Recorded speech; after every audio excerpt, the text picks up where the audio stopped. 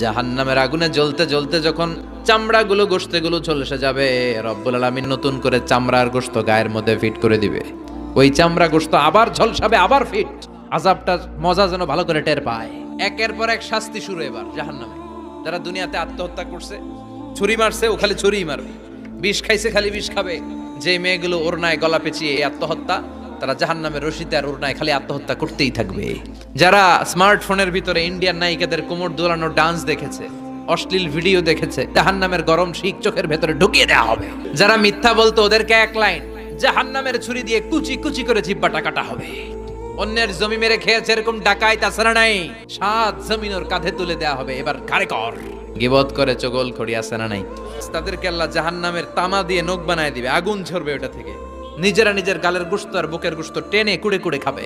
ওদের ব্যথার চিৎকারে পুরো জাহান্নামটা থারথার করে কাঁপে। যারা যাকাত দেয় নাই,